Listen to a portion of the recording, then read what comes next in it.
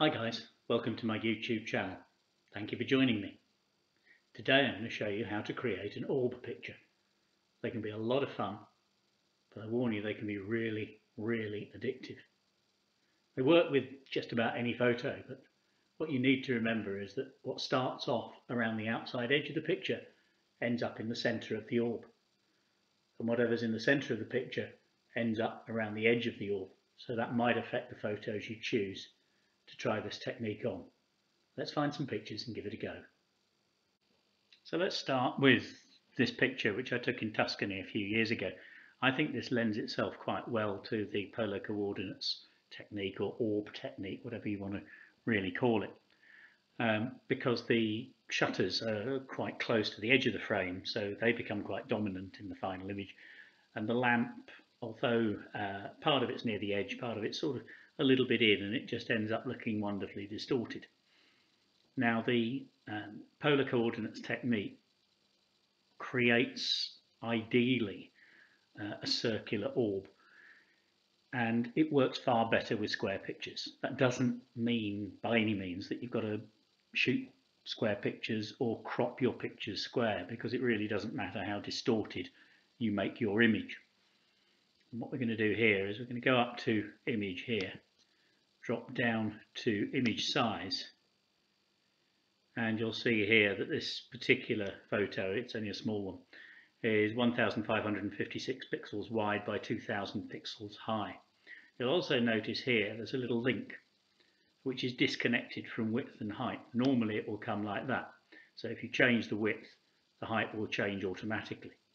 But if you effectively de-tick that, I can now take the height of this photo, make it the same as the width, which is 1556. I'm just going to type that in, 1556,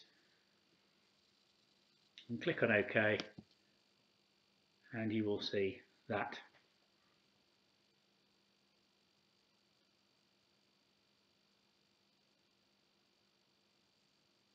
we now have a square image. Yes, it looks distorted, doesn't matter.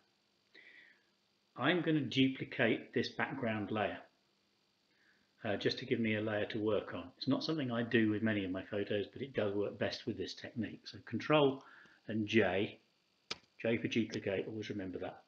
Control J will give me a duplicated layer to work upon. The reason I do that is it just saves me having to select all on the background layer for each of the filter actions I'm going to do. And we go to filter, and we come down to distort and drop down to polar coordinates.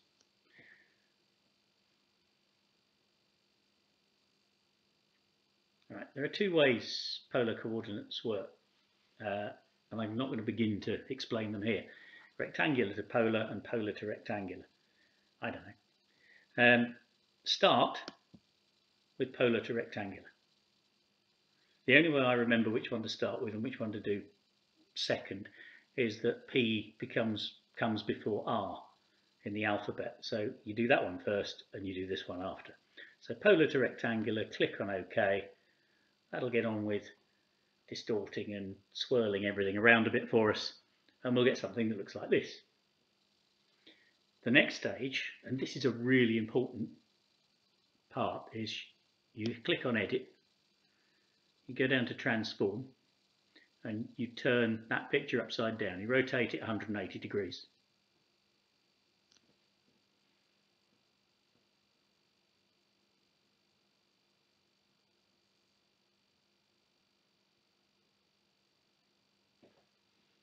We then go back into Filter.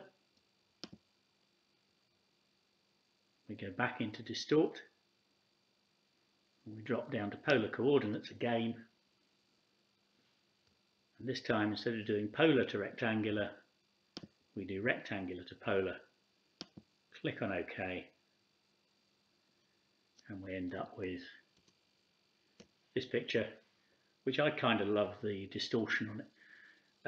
Which way up you view it is immaterial. It's whatever suits you. I think this would work really well rotated, maybe 90 degrees counterclockwise. So let's go Edit, transform, rotate 90 counterclockwise, kind of like that, maybe not. It's got a sort of Edward Scissorhands feel to it, and I think it's just works so well with that kind of image. I hope you like that. And secondly, here's another image that I thought you might like to see a polar coordinates or orb effect on. It's actually water droplets on a CD, but it kind of works really well. Again, here you'll notice the black running through the middle of the photo, which is going to become the edge. So it'll be nice and dark around the edge.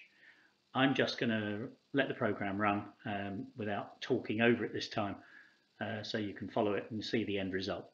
I hope you like the end result.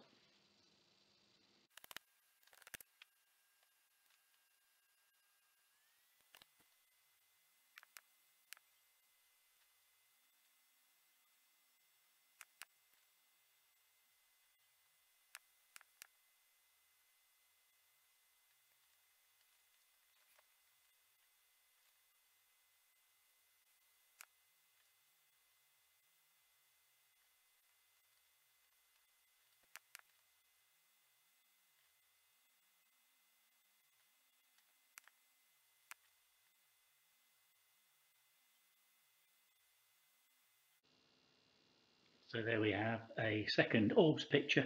I decided this one looked better upside down. I rather like the sort of dark blue at the top, almost like a night sky, the sandy colour at the bottom, and those wonderful water droplets sort of floating through space. Hope you found that useful. Please subscribe below, follow me, or take a look at my website. Thank you very much for watching.